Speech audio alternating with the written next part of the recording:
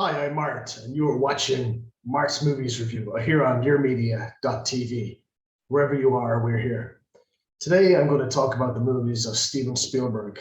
I'm going to talk about his movies Duel, Jaws, and finally, E.T. So the first movie I'm going to talk about today is Steven Spielberg's film Duel, which was made in 1971. Before that, he was a TV director. He directed episodes of Columbo. He made a very famous episode with Joan Crawford. And then he met Sid Sheinberg, who's at Universal Pictures and Universal TV. And he went and he took a story from Richard Matheson, the short story writer, Twilight Zone and other novels. And he took his script and they got it financed through Universal Pictures. It was supposed to go out as a TV movie. And later on, it got a theatrical exhibition around the world, especially around Europe. And it's a suspense story, kind of like an Alfred Hitchcock suspense story about Dennis Weaver, who's basically a salesman, a businessman on a road trip. And it's a cat and mouse story about he's been chased by this unseen trucker, and the suspense that goes out through the movie is builds throughout the film, as you'd see in a Alfred Hitchcock movie. Like the suspense movies, basically they build up the suspense throughout the film. Where a thriller, something happens, and then it's a kind of a detective story investigating the crime or future crimes to come. So he's spending his time going from place to place. He calls his wife on the phone as well, and he first meets the trucker. He passes him out, and the trucker beeps at him, and he thinks it's just a guy beeping. And then it's in a cat and mouse kind of game. Then going through the Mojave Desert, the truck passes him out again, and kind of leaves him in the dust.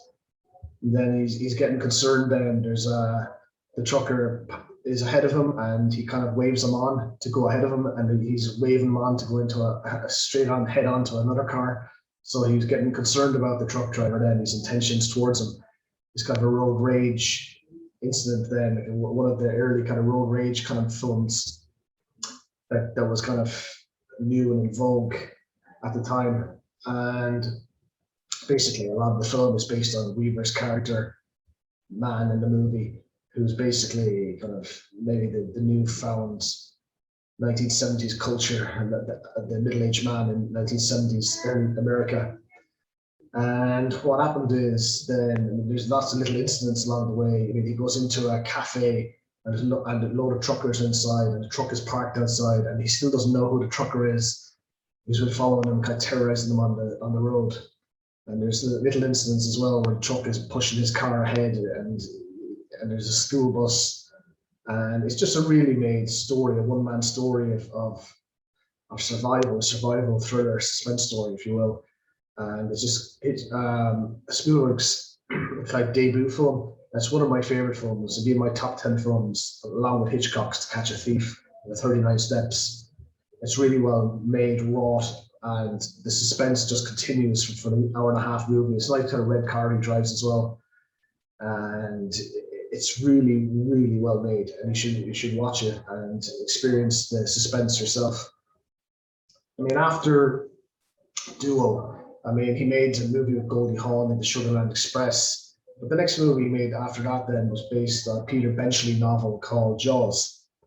And they made the film Jaws, which is a famous thriller nowadays, and it kind of changed world cinema because it became the kind of first real blockbuster film. There had been some before that, Earthquake and The Tower of Inferno, but this really kind of set it on its path towards Star Wars.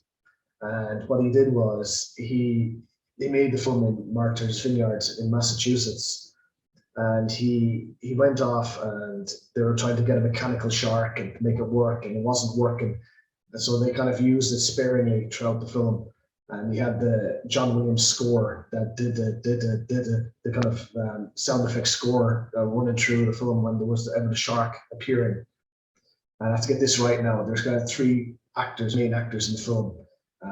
They all start with R. Roy Schreider. You got Richard Dreyfuss, There's Hooper, and you got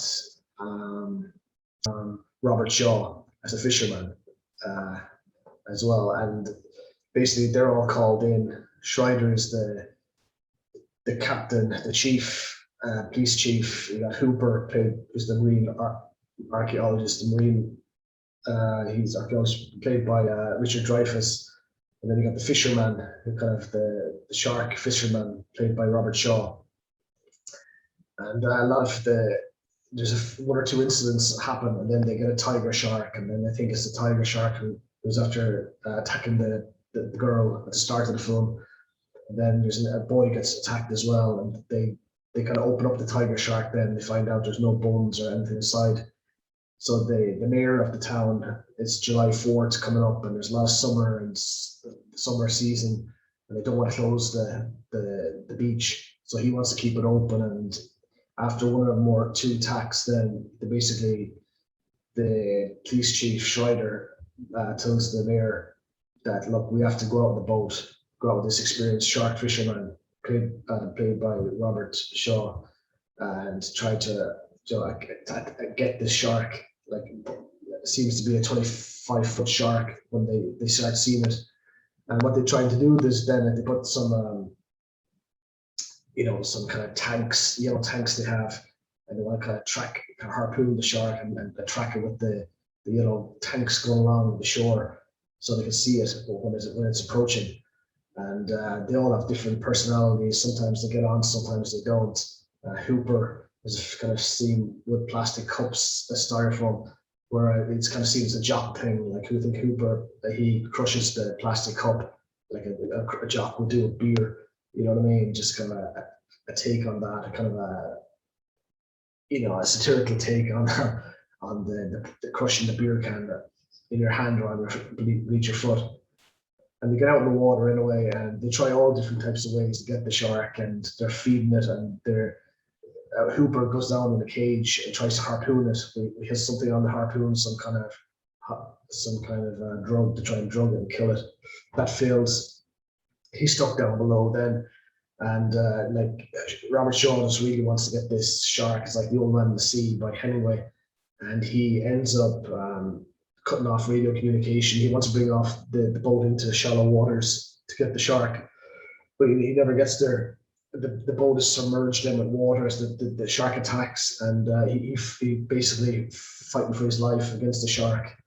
And he ends up in the water then, and he ends up in the water. You end up then with Roy Schreider then going up to the crow's nest. He goes up to the crow's nest with Robert Shaw's rifle, and he basically, I think he throws one of the yellow tank full of chemicals into the mouth of the shark. And he's up in the crow's nest, and he just shoots the shark from the crow's nest, and then that's it, you son of a bitch, and bang. That was the end of the film. But it's a great thriller, great kind of scenes off the back of his suspense movie, Duel. And it's really well made, really well cast. And I mean, even to this present day, you can see mayors trying to save the summer season on July 4th, to just keep that going ahead instead of public safety, and have economic security instead of public safety. So then, of course, Spielberg went on to make a film called Close Encounters of the Third Kind. Great film. Francois Truffaut has short scenes in the film as well, which is really good. And you have Richard Dreyfuss playing Paul again in the film. And it's a bit of a controversial film because Paul Schrader wrote part of the script and it kind of got disputed. He goes off then and makes a comedy then in 1979. I think it's a kind of war comedy. And he's off then making Indiana Jones. And after that, he's talking about making a story called Night Flies. He was thinking about his childhood and an invisible friend, like when his parents divorced. So he came up with an idea and he got a writer to help him write it. And they went around the studios and they wouldn't get any financiers. So he went back to Universal, his kind of home, like Alfred Hitchcock, and they said they'd finance it. And story of kind of family, loss of family, like the alien and Elliot become friends, and he loses his family. They're kind of botanist aliens, just observing Earth and taking samples. And he gets left alone by his family as the other spaceship heads away. And Elliot is on his own kind of as well, in his own little world with his brother, sister, and mother, and his father's gone.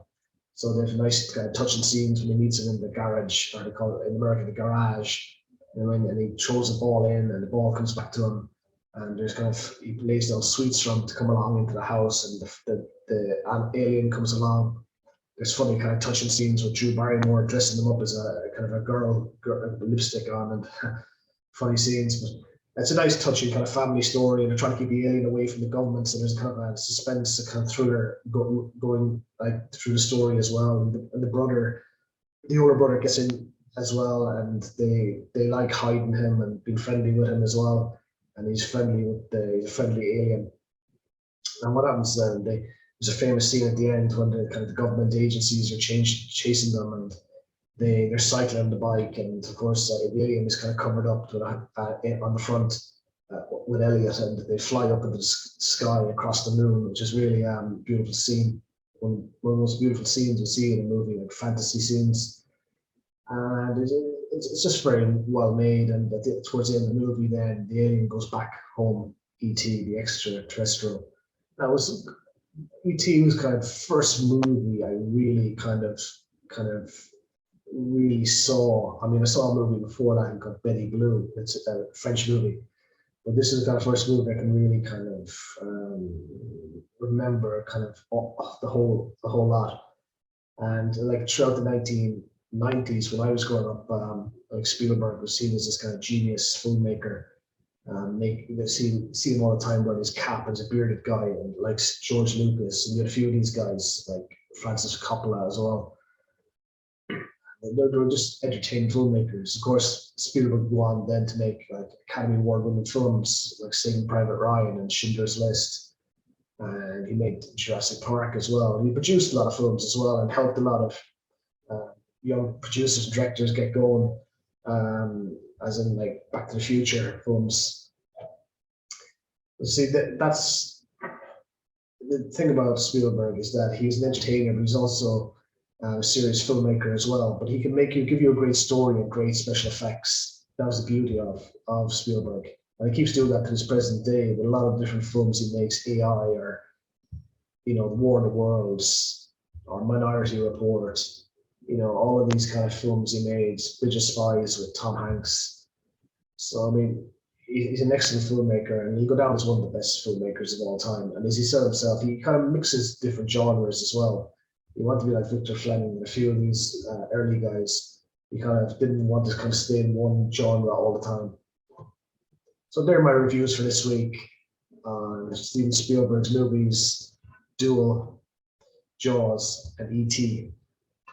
Thank you for watching this edition of Mart's Movies Reviews. You can like our channel on Facebook and check out our YouTube channel where you can subscribe.